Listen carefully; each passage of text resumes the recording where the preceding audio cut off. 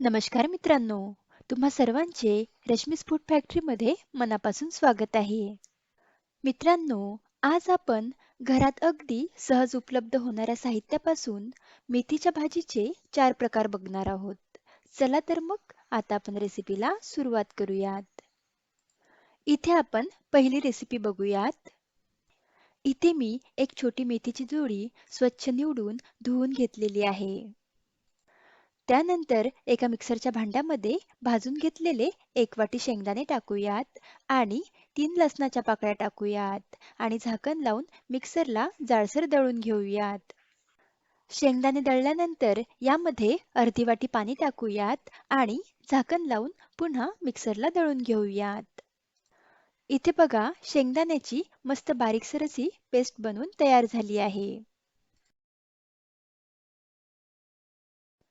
यामध्ये आता आणखी अर्धी वाटी पाणी टाकूयात आणि व्यवस्थित मिक्स करून घेऊयात.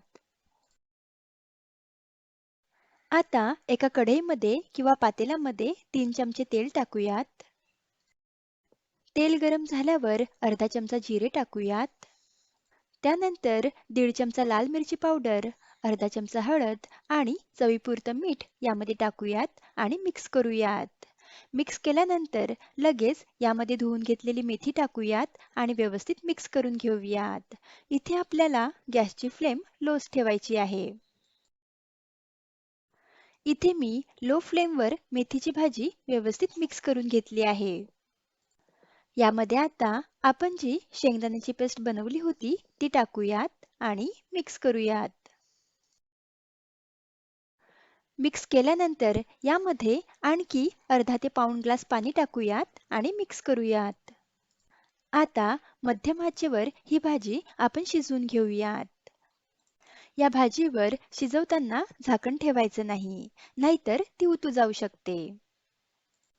इथे बघा भाजीला मस्त उकळी आलेली आहे. आपण चेक करूयात मेथी व्यवस्थित शिजली की नाही. तुम्ही बघू शकता मेथी अगदी व्यवस्थित शिजली आहे.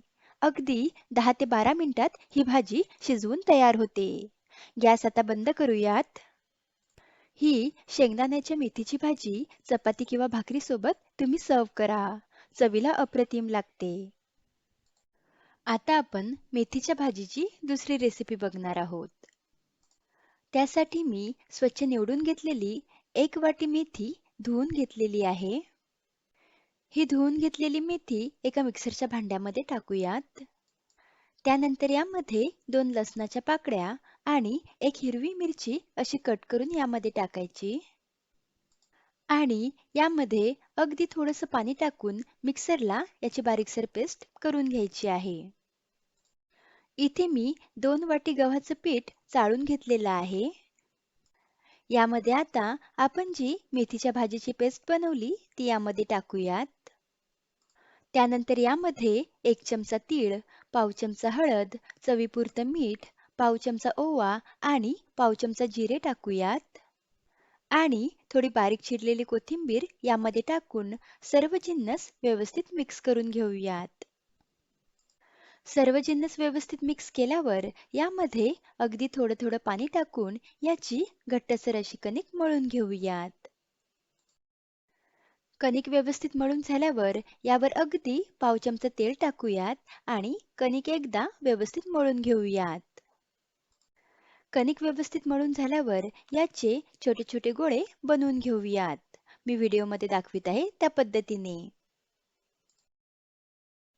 आता पोळपाटावर एक कणकेचा गोळा घ्यायचा आहे आणि मी व्हिडिओमध्ये दाखवित आहे त्या पद्धतीने या गोळ्याला थोडं तेल लावून आणि थोडं पीठ लावून व्यवस्थित पातळसर असा पराठा लाटून घ्यायचा आहे. बाजूलाच गॅसवर मी तवा गरम करायला ठेवलेला आहे. इथे बघा मी मस्त पातळसर असा पराठा लाटून घेतला आहे.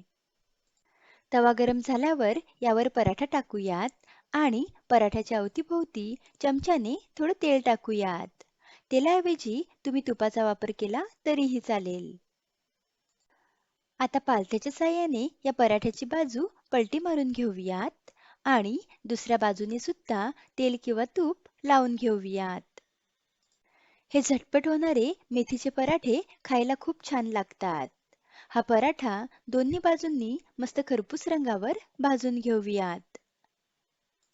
इथे बघा मस्त खरपूस रंगावर पराठा भाजून झाला आहे. तो एका प्लेटमध्ये काढून घेऊयात आणि अशाच पद्धतीने राहिलेले पराठे सुद्धा बनवून घेऊयात. इथे तयार झाले अगदी झटपट बनणारे चविष्ट असे मेथीचे पराठे. हे मेथीचे पराठे तुम्ही शेंगदाण्याच्या चटणीसोबत किंवा लोणच्यासोबत सर्व्ह करा. चवीला अप्रतिम लागतात. आता आपण मेथीच्या भाजीचा तिसरा प्रकार बघणार आहोत. इथे मी एका भांड्यामध्ये चाळून घेतलेलं 1 कप गव्हाचं पीठ घेत आहे आणि यामध्येच 1 चमचा बेसन टाकत आहे. त्यानंतर यामध्ये स्वच्छ धुवून घेतलेली आणि बारीक कापून घेतलेली 1 वाटी मेथी टाकूयात. त्यानंतर यामध्ये 1 चमचा हिरवी मिरची आणि लसणाची पेस्ट टाकूयात. त्यानंतर यामध्ये 2 चमचे बारीक रवा, अर्धा चमचा ओवा, पाव चमचा हळद, पाव चमचा धने पावडर आणि चवीपुरतं मीठ यामध्ये टाकून सर्व जिन्नस व्यवस्थित एकजीव करून घेऊयात. सर्व जिन्नस व्यवस्थित मिक्स केल्यावर यामध्ये थोडं थोडं पाणी टाकून याची घट्टसर अशी कणिक मळून घेऊयात. इथे मी व्यवस्थित अशी घट्टसर कणिक मळून घेतली आहे. यावर आता अगदी पाव चमचा तेल टाकूयात आणि कणिक पुन्हा एकदा मळून घेऊयात. यावर आता झाकण ठेवूयात आणि 15 मिनिटे ही कणिक मुरू देऊयात. आता 15 मिनिटे झालेले आहेत. यावरचं झाकण काढूयात आणि ही कणिक पुन्हा एकदा मळून घेऊयात. या कणकेचे आता छोटे छोटे गोळे बनवून घेऊयात. मी व्हिडिओमध्ये दाखवित आहे त्या पद्धतीने.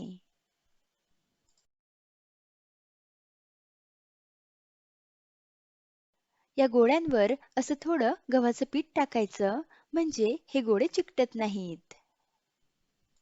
आता यातील एक गोळी पोळपाटावर ठेवूयात आणि थोडा गव्हाच्या पिठाचा वापर करून याची पातळसर अशी पुरी लाटून घेऊयात.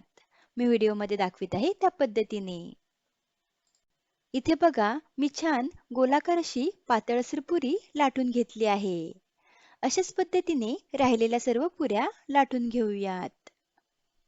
इथे बघा मी राहिलेल्या सर्व मेथीच्या पुऱ्या लाटून घेतल्या आहेत. ह्या पुऱ्या आता आपण तळून घेऊयात. त्यासाठी मी कढईमध्ये तेल गरम करायला ठेवलेलं आहे.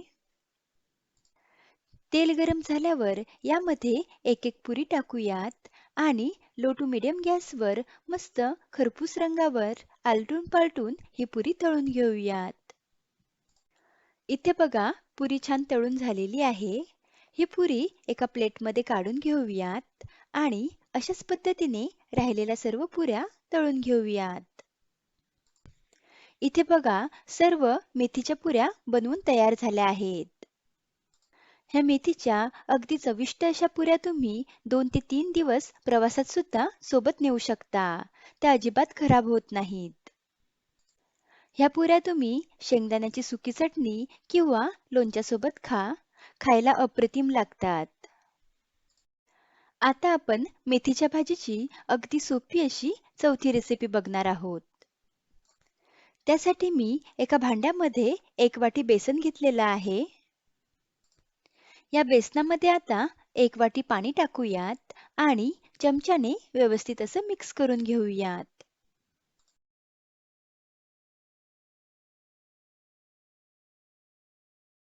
ह्या बेसनामधील सर्व गुठळ्या मोडत हे बेसन मी व्यवस्थित असं मिक्स करून घेतलं आहे. आता एका कढईमध्ये 2 चमचे तेल टाकूयात. तेल गरम झाल्यावर यामध्ये अर्धा चमचा मोहरी व अर्धा चमचा जिरे टाकूयात. जिरे मोहरी छान फुलल्यावर यामध्ये एक छोट्या आकाराचा बारीक कापून घेतलेला कांदा टाकूयात.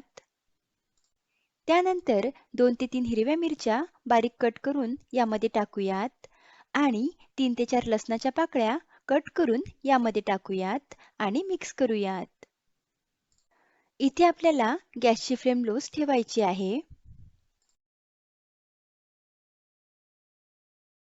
व्यवस्थित मिक्स केल्यावर यामध्ये पाव चमचा हळद आणि चवीपुरतं मीठ टाकूयात आणि मिक्स करूयात. व्यवस्थित मिक्स केल्यावर यामध्ये स्वच्छ धुवून घेतलेली आणि बारीक कापून घेतलेली 1 वाटी मेथी यामध्ये टाकूयात आणि मिक्स करूयात. व्यवस्थित मिक्स केल्यावर यामध्ये आपण जे भिजवून घेतलेलं बेसन होतं ते यामध्ये टाकूयात आणि मिक्स करूयात.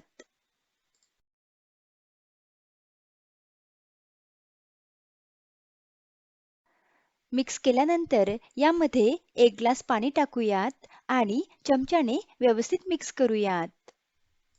आता ह्या बेसनाला चमच्याने सतत ढवळत राहूयात.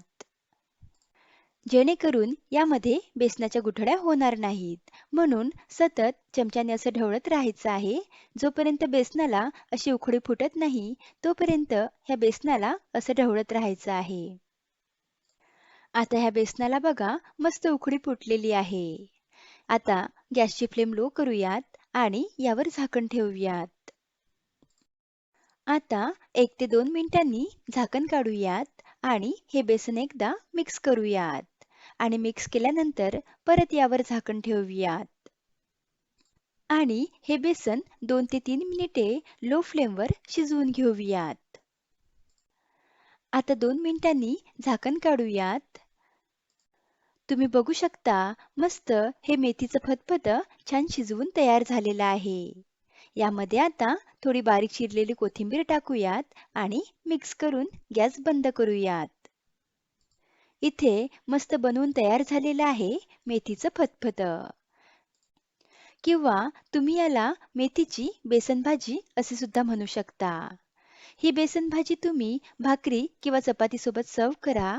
चवीला अप्रतिम लागते.